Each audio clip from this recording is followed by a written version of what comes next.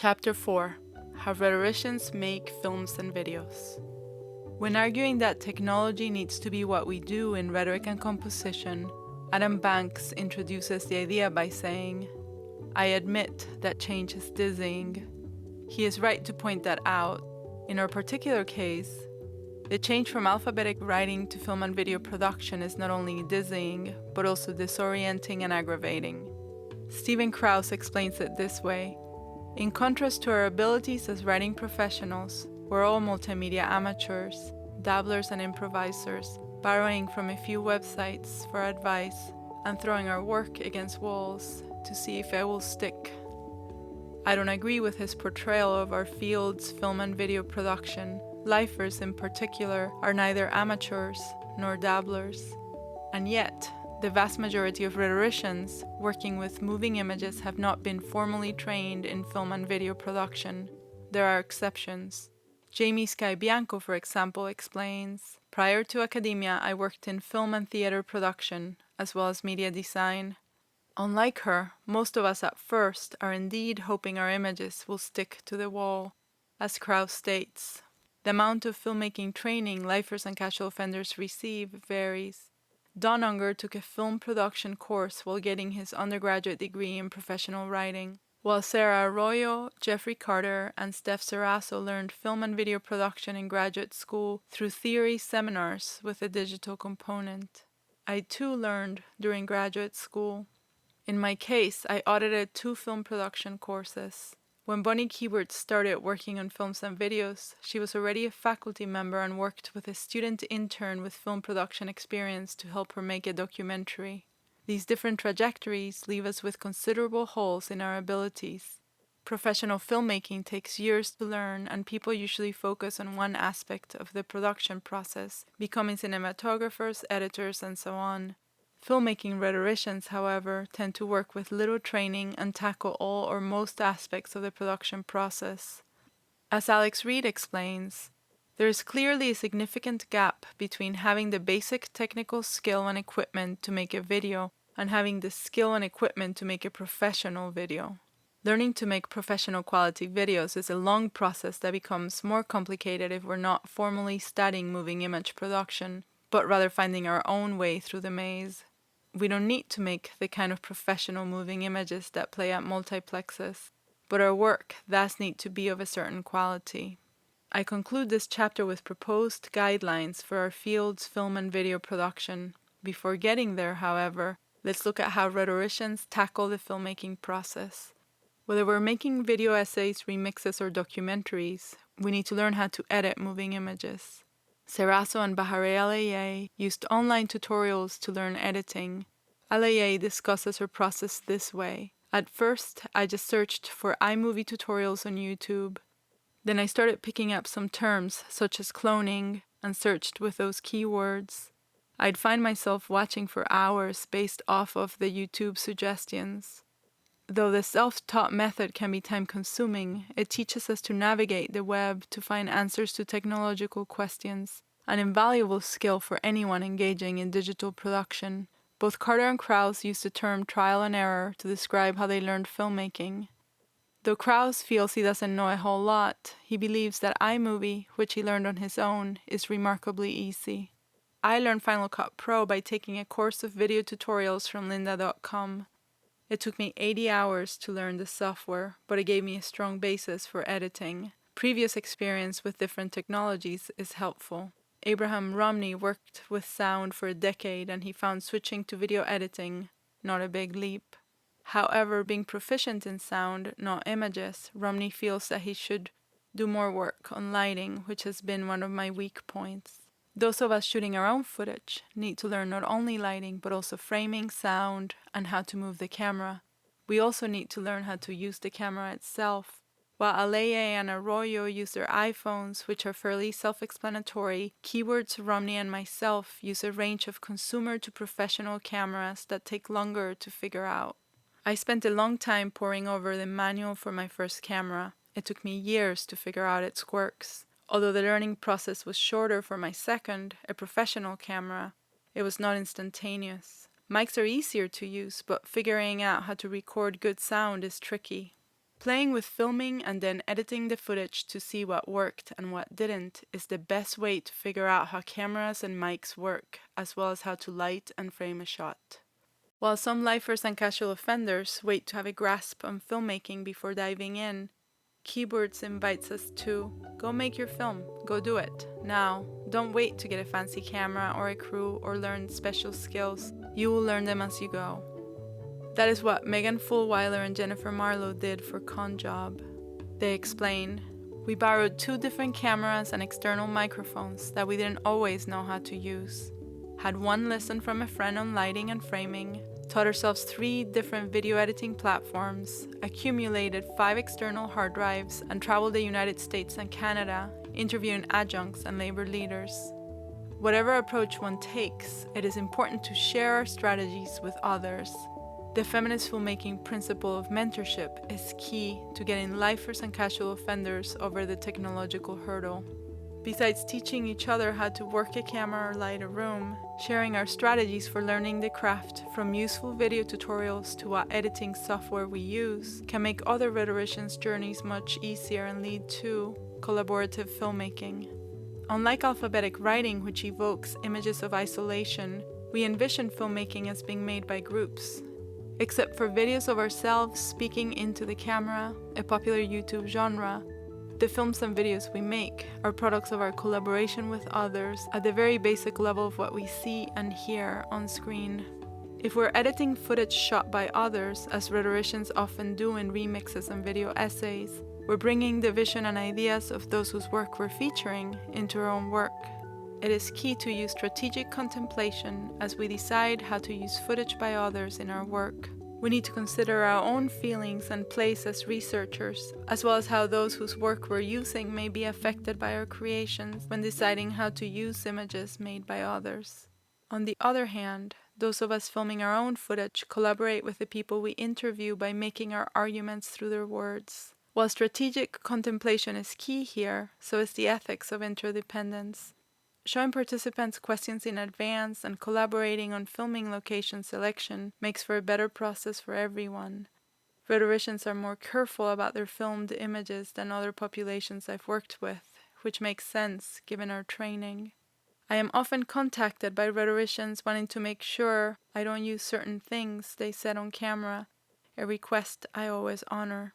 Because of our ties to colleges and universities, the ethics of interdependence, which result in participants who are satisfied with how they're represented, are particularly important for rhetoricians and for the institutions that house us. Using a crew as I did for Vanishing Borders is still rare in our field. More common are pairings of rhetoricians working together on a project. Fulweiler and Marlowe describe their collaboration on Con Job by saying, "What you're about to see is the result of what happens when you put 2 writing teachers behind the camera," giving us a sense that they played similar roles in the production.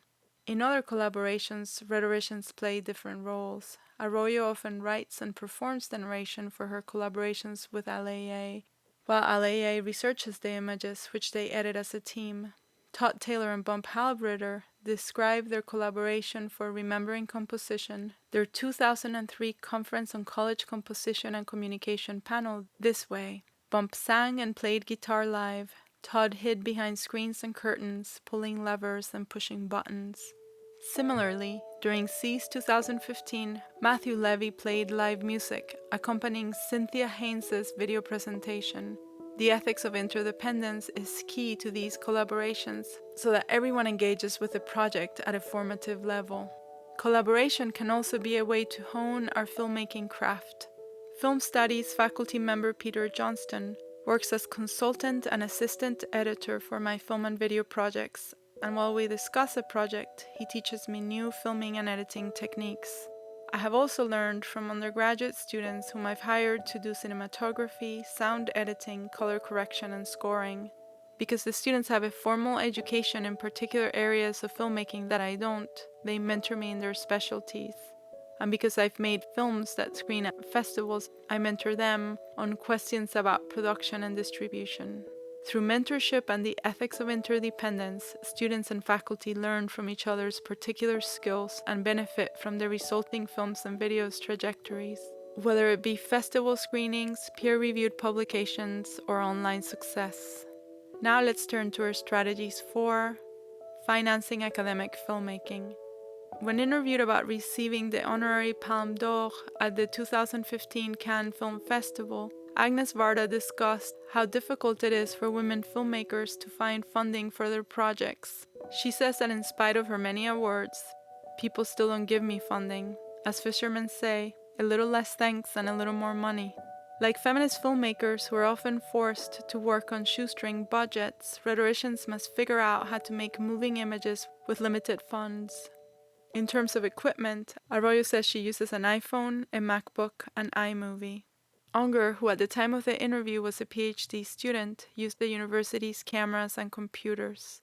He explains, "The most common problem I experience relates to storage space on the university's servers. I bought an 80 gigabyte hard drive to work around that." Most lifers and casual offenders use a mix of personal money and institutional funding. Fulweiler and Marlowe state that ConJob was made possible on a Visa card and a small grant from the College of St. Rose. Arroyo's department purchased Adobe Premiere for her, while Keywords received funding from various campus sources, and Krause was awarded a university grant for purchasing higher-end video equipment. When discussing his funding requests, Hal Britter explains that the task was always infinitely easier when I could describe not only what I needed, but why I needed it and how I intended to employ it. I used the same strategy when requesting and being awarded 3 internal Michigan State grants to help me complete my film projects by covering student and professional labor. None of the interviewees mentioned having received federal or privately funded grants, but Arroyo says, "A team of us is contemplating applying for a digital humanities startup grant. Newly hired faculty can use their startup funds to purchase equipment. I used mine for purchasing equipment and for covering film festival submissions, an approach I negotiated before accepting my offer. It is harder for graduate students to receive university funds to purchase equipment, but there are ways around it. Serrazo's institution purchased Adobe Premiere for her because she needed it for a course she was teaching. Graduate students also use the university's technological resources. Unger asserts that the main hurdle when using Purdue's equipment is the 3-day loan time limit. There are also limitations in the actual equipment available. He states, "The university doesn't own any lighting gear, at least nothing made available to students. Crowdsourcing, a technique that feminist filmmakers like Donna McRae and Karen Skloss have successfully used to fund their films, has yet to be attempted by lifers and casual offenders, perhaps because of how time-consuming it is. Moreover, as filmmaker Aurora Guerrero warns, I fear that Kickstarter and other crowdfunding sites have been played out too much. It seems people are burnt out on donating, and I don't want to put a campaign out and not meet my goal. All the same, crowdfunding may be a viable option for lifers and casual offenders, especially for graduate students who have fewer funding options. We also need to decide how to spend our funds. The more technically inclined pore over consumer reports and reviews. Others, like myself, talk to fellow lifers and to technology staff and filmmaking faculty to figure out what to purchase. As with learning to use the technology, mentorship is key when it comes to receiving and spending funds. Once we know how to make films and have the required funding to do so, we often find ourselves navigating copyright. Hal Britter and Taylor explained that it took 3 years from the time they presented Remembering Composition at CES 2003 to its publication as a DVD through JAC. The reason for the delay was copyright. They learned that the guidelines for use of protected material in a live, non-commercial performance venue are vastly different than those for publication, with the studios requiring $1,000 for every 10 seconds of material. They ended up recreating the project with non-copyrighted footage and music. In 2008, Virginia Kuhn also found herself battling copyright when one of her students' videos, which remixed The Daily Show and other programs, was removed from YouTube. Kuhn fought to have the video reinstated, explaining that it had been made for analytical purposes and posed no commercial threat. After briefly reinstating it, YouTube took the video down again due to different footage belonging to NBC Universal. Filmmaking for rhetoricians has changed significantly since Halbritter, Taylor, and Kuhn's experiences. We now have enough digital publication venues that we no longer need to rely on DVDs to distribute our work, and the culture at large has shifted in terms of how they handle copyrighted images and sound. In 2010, YouTube gave copyright holders whose work has been posted without permission the choice to have ads placed on the clip and to share the revenue with YouTube. Not all copyright holders are choosing ad revenue, but it has made a big difference in how much work gets taken down. YouTube's new policy is only one aspect of a whole movement to monetize copyrighted material posted by others. From a feminist perspective, it can be problematic to have ads placed on our work, especially since we have no control over what the ads are and they may advocate something we're against. This give and take between the material needs of making moving images and our control over our projects is something that feminist filmmakers who rarely have large budgets for their films have been grappling with for decades. Leah Meyerhoff shot her film I Believe in Unicorns in 16mm film stock. The stock was being discontinued, so it was donated to the production. She explains, "Because we were shooting on film, working with a lower budget, and film is a finite resource, we only had so much donated. We didn't do a lot of takes." Dawn Davis explains that for Harmony, she came up with the tiniest of micro budgets that I could feasibly fund with my bi-weekly paychecks and without going into debt. Filmmaking is a constant struggle between what we want to accomplish and the cost of accomplishing it. Lifers and casual offenders will need to decide whether their desire to use copyrighted images outweighs the risk of having ads placed on them. There are also ad-free alternatives, such as Vimeo. Media artist Alyssa Kreisinger, who remixes TV shows, has moved her work to Vimeo. However, she asserts, YouTube is a larger engine and art and artists need to be there. If we're relegated to this ghetto on Vimeo, it doesn't have the same effect. We could say the same about scholarship, but while the culture figures out how to handle reworkings of copyrighted images and sound, Vimeo is a good ad-free alternative. I am confident that copyright issues will improve. As Lawrence Lessig explains, the war against repurposed content counters the American tradition of cultural production. There is a distinction between republishing someone's work and building upon or transforming that work. The latter is protected under fair use, which, as Kuhn explains, covers the use of footage as an object of analysis, as well as re-editing footage to show some point that is also not evident in the original, both of which are very traditional academic practices. Besides fair use, it is important to practice strategic contemplation as we engage with copyrighted images and music. Just as we ask ourselves how those we're representing on screen would respond to our work, we need to take into account the needs and desires of those whose copyrighted work we're using.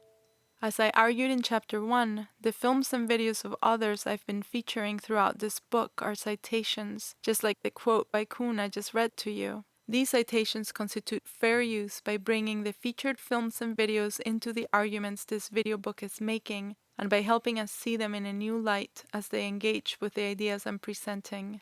Moreover, being cited in scholarly pieces does not hinder a film or video's ability to make money, one of the key questions for fair use. On the contrary, for images produced by scholars in particular, being cited in video essays, remixes, and documentaries helps them make arguments for the value of their work to the field and can be used to strengthen their merit, tenure, and promotion cases. In order for our use of images produced by others to function as citations, we need to mention them on works cited pages. For this video book, I chose to reinforce that practice by having each work's title and creator appear alongside it as we watch, and my hope is that viewers will be inspired to seek out some of the work featured here. Copyright also affects the music we choose for our soundtracks. Due to exorbitant music sharing lawsuits, rhetoricians tend to be more careful with music than they are with images. Byron Huck created a remix using The Hand That Feeds, a song Trent Reznor posted on his website, giving fans permission to remix it. There are also thousands of artists who share their work through Creative Commons licenses on sites like Jamindo, where I found the music I use for Chapter 2. Lifers and casual offenders also create their own music. Romney composes and performs the soundtrack to some of his videos, as does Halbritter. Non-musician Robert Leston used the preset loops in GarageBand to do all the music composition and arranging when creating music for Into the Afterword with Victor Vitanza. Having gone through the maze of copyright questions for other people's work, filmmaking rhetoricians end up with a product of their own that needs a copyright.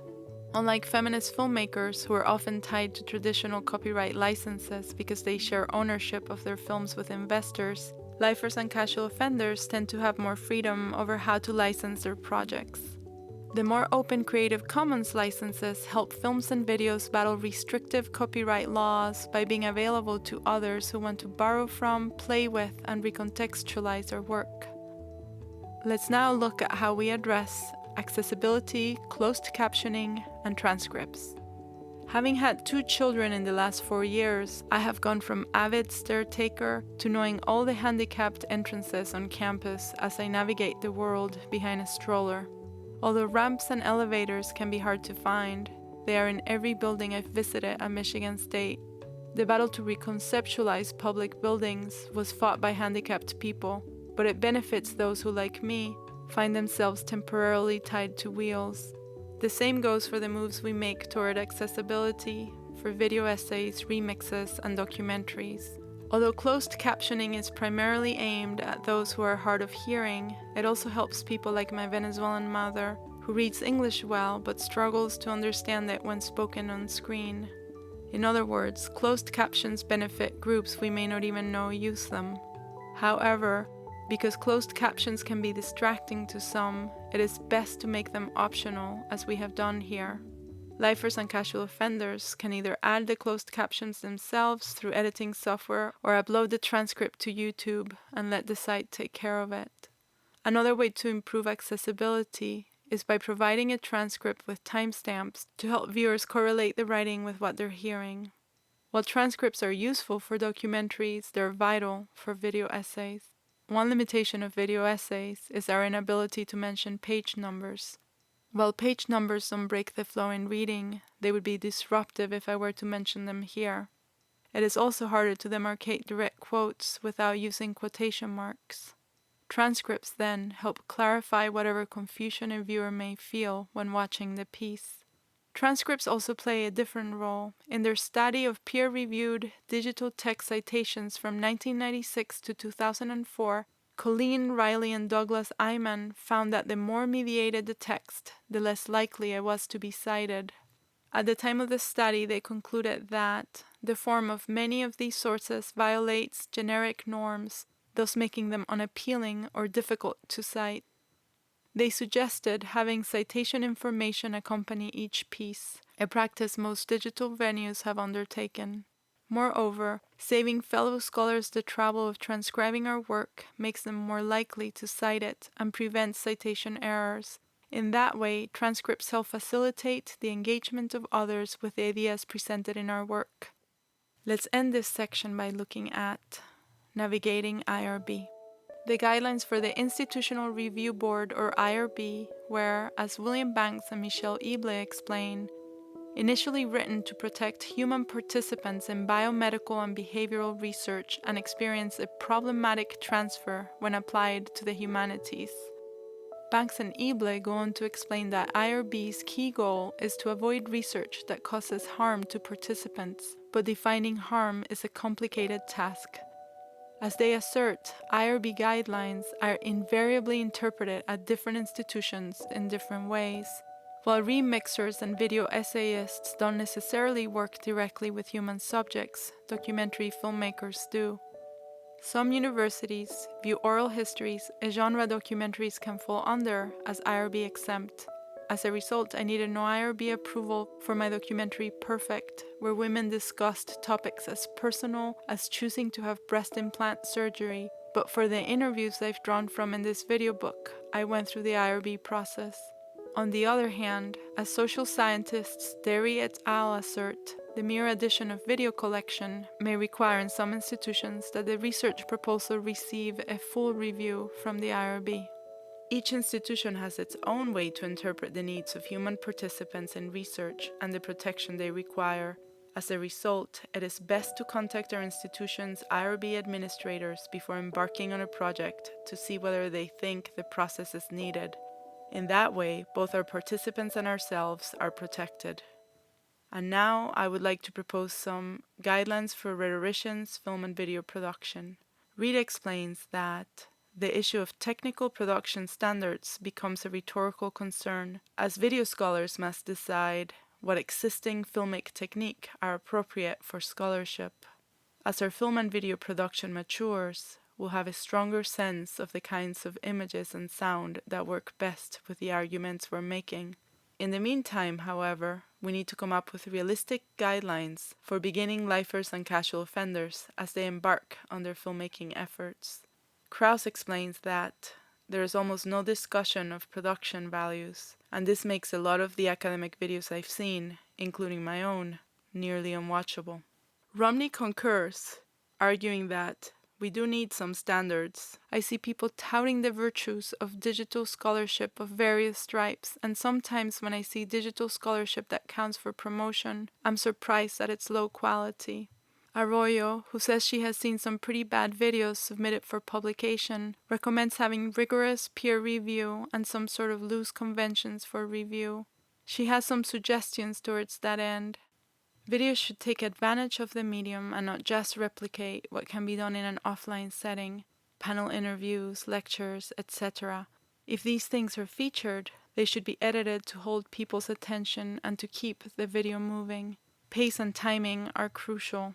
In terms of their overall effect, she argues that videos should have some rhetorical significance, should be aesthetically appropriate for the topic, and should create an overt mood. The suggestions she is making are more a matter of rhetorical skill than of mastery of technology and equipment, making them accessible to lifers and casual offenders. While Arroyo's suggestions are holistic, I want to propose guidelines addressing the different pieces involved in moving image production. 1. Cinematography. The camera can be kept on a tripod or moved. If the latter, it should move with purpose. Random zooming, pans, and tilts are distracting, as is shaky camera work. 2. Lighting. We need to be able to clearly see the focus of a frame. More adventurous lighting is welcome, but the key goal, unless the mood of the film calls for a different look, is to be able to see the persons, places, or objects we're meant to see. Basic white balance to counter different light's hues is recommended. 3. Framing. It should be clear to us what the focus of a frame is. Backgrounds should fit the scene's topic, or at least not distract from the center of attention. 4. Sound. Sound should be clean and loud enough, without too much background noise competing with what we're meant to hear. 5. Music. The soundtrack should be at a level that doesn't interfere with what participants or narrators are saying, and it should fit the mood and topic of the piece. 6. Transitions. Transitions shouldn't call attention to themselves, but simply move us from one section to another. Unless there is a clear rhetorical purpose for using flashy transitions, we should work with traditional ones, such as fades and dissolves. 7. Text. Text should be readable by using colors that contrast with the background and adding drop shadows. Text should also be on the screen long enough for even slow readers to be able to read it. Some of my own moving image work does not follow all of these guidelines. We don't want to be too strict. Some videos are indeed unwatchable, as Krauss mentions, but there is also work that, in spite of slippages in production values, excels at the rhetorical aesthetic level Arroyo espouses. Our guidelines should not be absolute or will shut the door on innovative work.